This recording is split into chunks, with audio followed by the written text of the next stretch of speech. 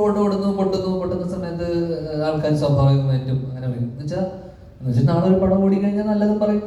അപ്പൊ പിന്നെ നമ്മൾ അതിനെ മൈൻഡ് ചെയ്യേണ്ട കാര്യം നാളെ നല്ല പടം വരൂല എന്നല്ലല്ലോ, എപ്പോഴെങ്കിലും ഒക്കെ വരുമല്ലോ.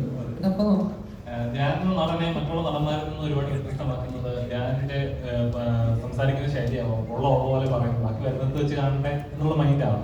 ഒരു പടം ഇറങ്ങുമ്പോൾ പ്രേക്ഷകരോട് കൃത്യമായിട്ട് പറയും ഈ പടം നിങ്ങൾ കാണണ്ടയോ എന്ന് കൃത്യമായിട്ട് പറയാനുള്ള ഒരു നടനാണ്. ഐഡിയ എന്ന ചിത്രം പ്രേക്ഷകർ എങ്ങനെയാണ്? ഞാൻ കൃത്യമായിട്ട് കാണണ്ടേ എന്ന് നല്ലതെന്നല്ലാതെ ഞാൻ പറയാറില്ല. എന്നാലും ഒരു ക്ലൂ കൊടുക്കാറുണ്ട്. ക്ലൂ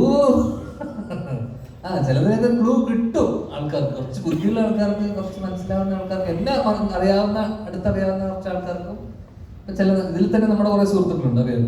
അപ്പൊ അവർക്കൊക്കെ മനസ്സിലാവും. പിന്നെ അവര് കുറച്ചുപേരൊക്കെ എൻ്റെ അടുത്ത് നിങ്ങളെ കൂട്ടത്തിൽ തന്നെ പേഴ്സണൽ ബന്ധമുള്ള കുറച്ച് പേരൊക്കെ അവരൊക്കെ എന്നോടൊന്ന് ചോദിക്കും. അവരോടൊക്കെ ഞാൻ പേഴ്സണലി പറയും.